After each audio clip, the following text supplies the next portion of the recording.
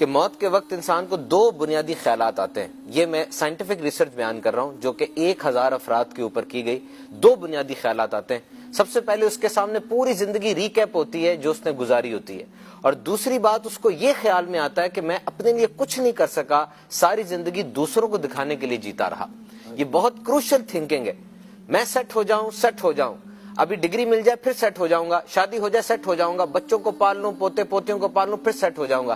Set نہیں ہو رہا ہوتا, موت کی آغوش میں چلا جاتا ہے. میت کو قبر میں رکھتے ہیں, اوپر سے کوئی سیاڑا بندہ کہتا ہے قبر اس کے کفن کے بند کھول دو, اس کا چہرہ کعبے کی طرف قبلے کی طرف کر دو, اب یہ سیٹ ہوا ہے. کتنی ٹرانسفارمیشن ہوتی ہے انسان کی زندگی میں موت کے بعد. اچھا لباس کفن میں تبدیل ہو گیا, بڑا گھر قبر بن گئی, اور نام اس کا چھین لیا جاتا ہے فوراً. مرنے کے بعد نام سے کوئی اس کو یاد نہیں کر رہا, اس کو لاش, میت یا جنازہ کہہ کر پکار رہے ہیں. یہ بات سوچئے کہ آئیڈینٹی ہے کیا.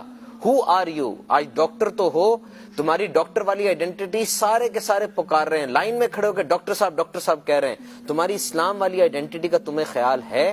اپنی ڈاکٹر والی آئیڈینٹی کو روبسٹ بنانے کے لیے, مضبوط بنانے کے لیے کورسز کر رہے ہو, پوری دنیا میں چاہ رہے ہو. اپنے اسلام والے ورژن کو اپڈیٹ کرنے کے لیے کیا کیا ہے؟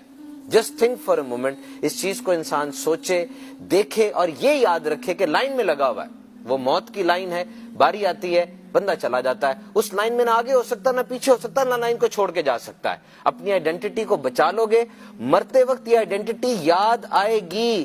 اخروٹ کی کھال کے ڈبے میں جو ڈگری رکھی ہوئی ہے وہ مرتے ہوئے نہیں مانگو گے, نہ بڑی گاڑی مانگو گے جو گیراج میں کھڑی ہے. مسلمان ہو, چیخو گے, تڑپو گے کہ جس آئیڈینٹی کا میں ساری زندگی خیال نہیں رکھ سکا, کاش وہ آئیڈینٹی مجھے بھی یاد آئے.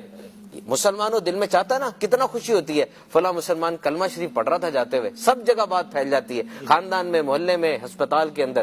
تو کوشش کیجئے اس آئیڈینٹی کو سیکیور اور پرکیور کرنے کے لیے وہ سٹیپس لیجئے. دیکھیے میتھس کے اندر ایک الجبرا ہوتا ہے, اس میں ایکس کی ویلیو نکالی جاتی ہے. ایک فارمولا بھی غلط ہو جائے, ایکس کی ویلیو ٹھیک نہیں نکلتی. ایکس کی ویلیو تبھی ٹھیک ہوتی ہے جب سارے سٹیپس ٹھیک ہوں. سٹیپس ٹھیک لیجئے, انشاءاللہ ایکس کی ویلیو یعنی آئیڈینٹی کی پرکیورمنٹ آسان ہو جائے گی.